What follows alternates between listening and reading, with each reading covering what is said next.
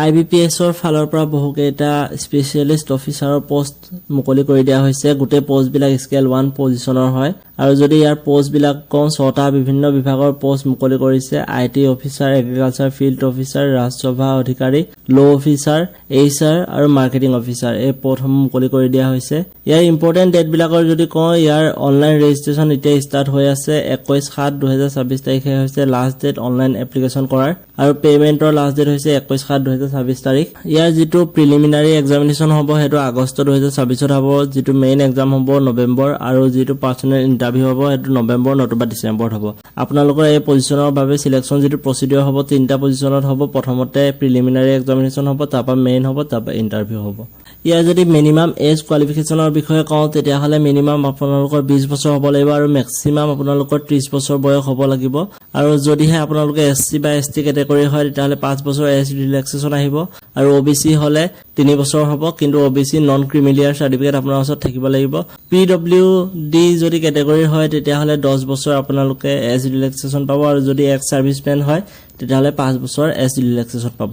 ইয়াৰ যদি education qualification বিলাকৰ বিষয়ে আলোচনা কৰোঁ তেতিয়াহ'লে IT অফিচাৰৰ বাবে আপোনালোকে 4 বছৰীয়া ইঞ্জিনিয়াৰিং বা টেকনলজি ডিগ্ৰী থাকিব লাগিব, কম্পিউটাৰ চায়েন্স, কম্পিউটাৰ এপ্লিকেশ্যন বা ইনফৰমেশ্যন টেকনলজিত। যদিহে আপোনালোকৰ ইয়াৰ বাহিৰে পোষ্ট গ্ৰেজুৱেশ্যন ডিগ্ৰী আছে ইলেক্ট্ৰনিক বা টেলিকমিউনিকেশ্যন বা ইলেক্ট্ৰনিকেল এণ্ড কমিউনিকেশ্যন, ইলেক্ট্ৰনিক্স এণ্ড ইনষ্ট্ৰুমেণ্টেশ্যন বা কম্পিউটাৰ চায়েন্স বা ইনফৰমেশ্যন টেকনলজি এইবিলাকত যদি আপোনালোকৰ পোষ্ট গ্ৰেজুৱেশ্যন ডিগ্ৰী আছে তেতিয়াহ'লেও আপোনালোকে এই পোষ্টৰ কাৰণে আবেদন কৰিব পাৰিব।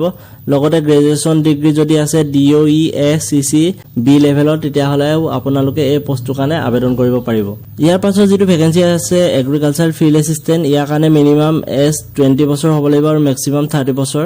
ইয়াত 4 বছৰীয়া আপোনালোকৰ গ্ৰেজুৱেশ্যন লাগিব এগ্ৰিকালচাৰত বা হৰ্টিকালচাৰ, এনিমেল হাজবেণ্ডাৰী, ভেটেনাৰী চায়েন্সত বা ডেইৰী চায়েন্সত, ফিচাৰী চায়েন্সত থাকিলেও আপোনালোকৰ হ'ব। আপোনালোকে এই পোষ্টৰ কাৰণে আবেদন কৰিব পাৰিব আৰু বহুতকেইটা এলিজিবিলিটি ক্ৰাইটেৰিয়া বহুতকেইটা আছে, আপোনালোকে চেক কৰি ল'ব। ফৰেষ্ট্ৰি বা এগ্ৰিকালচাৰ বায়'টেকনলজিটো যদি আপোনালোকে থাকে তেতিয়াও পাৰিব।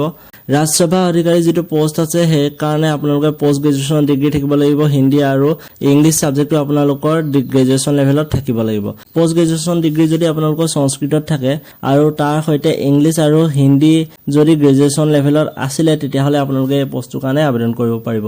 যিখিনি ল' অফিচাৰ পোষ্ট আছে তাৰ কাৰণে আপোনালোকে বেচেলৰ ডিগ্ৰী থাকিব লাগিব ল'ত আৰু লগতে বাৰ কাউন্সিলত আপোনালোকে এডভকেট হিচাপে এনৰোল হ'ব লাগিব।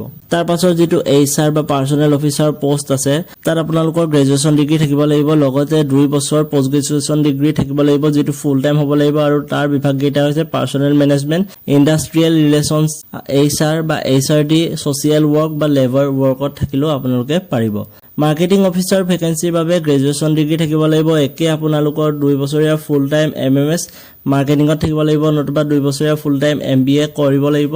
বাকী এপ্লিকেশ্যন ফিজবিলাকৰ বিষয়ে যদি কওঁ তেতিয়াহ'লে আপোনালোকে যদি SC ST PWBD কেটেগৰীত হয় তেতিয়াহ'লে 175 টকা দিব লাগিব।